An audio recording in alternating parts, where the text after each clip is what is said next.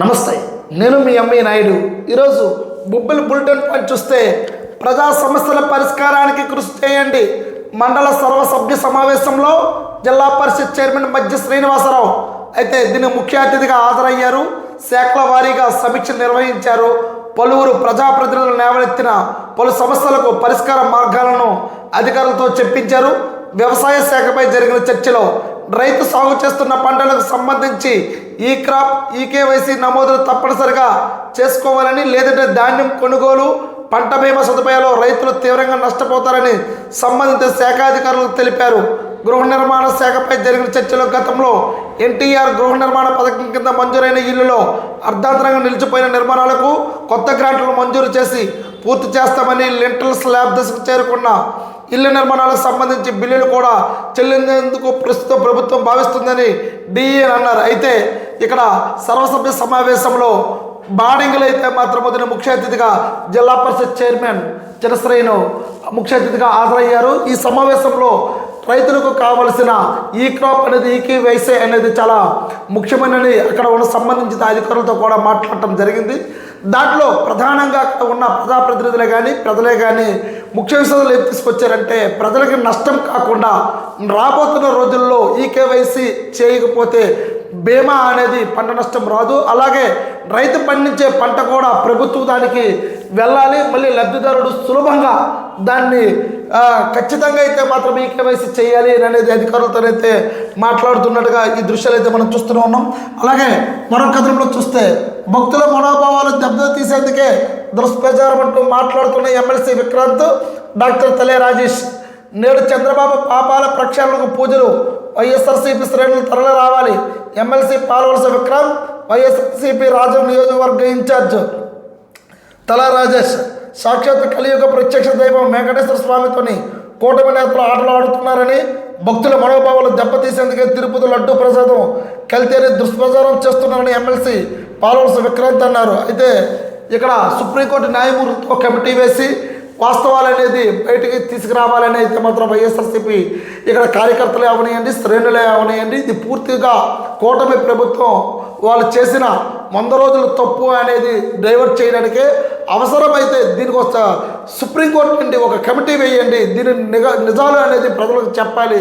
ఎందుకనంటే మీ చేతకాని పరిపాలన వల్లే ఇదంతా కూడా దుష్ప్రచారం చేసి వైఎస్ఆర్సీపీ పైన మీరు నెట్టివేయడం ఎంతవరకు సబబు, దీన్ని ప్రక్షాళన చేయాలి అనేది ఇక్కడ పార్టీ శ్రేణులందరూ తల్ల రావాలని, నేడు చంద్రబాబు పాపాల ప్రక్షాళనకు పూజలు చేయాలని ఇక్కడ జిల్లా నాయకులు అయితే మాత్రం ఇక్కడ సిద్ధమవుతున్నట్టు మనం చూస్తూ ఉన్నాం.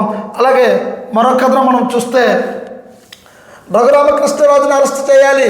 ఎస్ఐ లీలావతికి ఎంతో ప్రతిబంధిస్తున్న దళిత సంఘ నాయకులు, ఎమ్మెల్యే కనుమూరు రఘురామకృష్ణరాజు తక్షణమే అరెస్ట్ చేయాలని దళిత సంఘ నాయకులు డిమాండ్ చేస్తూ ఉన్నారు. ఇదే విషయంపై వారంతా మండల కేంద్రంలో ఇక్కడ లీలావతిని అయితే మాత్రం ఇక్కడ కలిసి దీని యొక్క ఈ కథనం మనం చూస్తూ ఉన్నాం. అలాగే మరొక కథనం మనం చూస్తే భూ అక్రమాలపై ఫిర్యాదు. బొబ్బిలి పట్టణంలో మూతపడిన జూట్ మిల్ స్థలాన్ని ఆనుకుని ఉన్న భూమి అక్రమణపై బుధవారం శుక్రవారం పోలీసులు ఫిర్యాదు చేశారు. అయితే ఇక్కడ ఎవరైతే పట్టణంలో మూతపడిన జూట్ స్థలాన్ని ఆనుకుని ఉన్న భూమిని ఆక్రమణం చేస్తే మాత్రం ఖచ్చితంగా ఫిర్యాదులు వచ్చిన వెంటనే మేము తీసుకుంటాం, దాన్ని కాపాడుతామని అధికారులు చెప్పడం జరుగుతుంది. అలాగే మరొక కథను చూస్తే చంద్రబాబు పాలనలో ఘోర వైఫల్యం అన్నట్టు రామభద్రపురం మాట్లాడుతున్న జిల్లా పరిషత్ చైర్మన్, పక్కనే మాజీ ఎమ్మెల్యే మీడియా సమావేశంలో జడ్పీ చైర్మన్ మధ్య శ్రీనివాసరావు మాజీ ఎమ్మెల్యే మాట్లాడుతున్నారు. పరిపాలనలో సీఎం చంద్రబాబు ఘోర వైఫల్యం చెందారని జడ్పీ చైర్మన్ మధ్య శ్రీనివాసరావు, మాజీ ఎమ్మెల్యే సమ్మింగ వెంకట చిన్నపిల్లడు విమర్శించారు. స్థానిక వైఎస్ఆర్సీపీ కార్యాలయంలో శుక్రవారం మీడియా సమావేశం నిర్వహించి వారు మాట్లాడారు. బడికి పోయే పిల్లల దగ్గర నుంచి నిరుద్యోగులు, మహిళలు, రైతులు, విద్యార్థులు ఇలా అన్ని వర్గాల వారికి ఎన్నో హామీలు ఇచ్చి అమలు చేయడాన్ని విస్మరించారని దుయ్యబట్టారు. 2019లో ముఖ్యమంత్రిగా వైఎస్ జగన్మోహన్ రెడ్డి బాధ్యతలు చేపట్టిన 100 రోజుల్లోనే 87% అమలు చేసి దేశానికి ఆదర్శంగా నిలిచారన్నారు.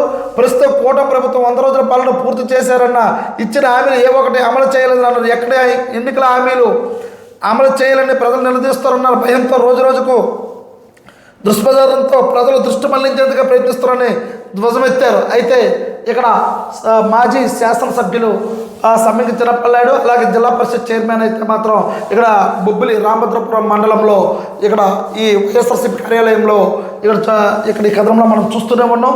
అయితే వైఎస్ఆర్సీపీ ప్రభుత్వ అధికారంలోకి వచ్చిన తర్వాతనే 87% ప్రజలకు ఇచ్చిన హామీలన్నీ కూడా మొత్తం పూర్తి చేశాం. కానీ 100 రోజులకే ఈ ఒక్క హామీని కూడా ఒక పెన్షన్ అనేది తప్పించి మిగతా హామీలన్నీ కూడా ఇది చిన్నపిల్లల నుండి వృద్ధుల వరకు ఉద్యోగస్తులు నిరుద్యోగస్తులు అందరూ కూడా ఏవైతే హామీ ఇచ్చారో అవన్నీ కూడాను పూర్తిగా కూటమి ప్రభుత్వం గాలికి వదిలేసి ఇదంతా ప్రజల్ని తప్పుతో పెట్టించాలనే ఒక దీనిగా వెళ్తుంది తప్పించి ప్రజల సంక్షేమం కాదు ఇది అని ఇక్కడ జిల్లా పరిషత్ చైర్మన్ అయితే మాత్రం చెప్పడం జరుగుతుంది.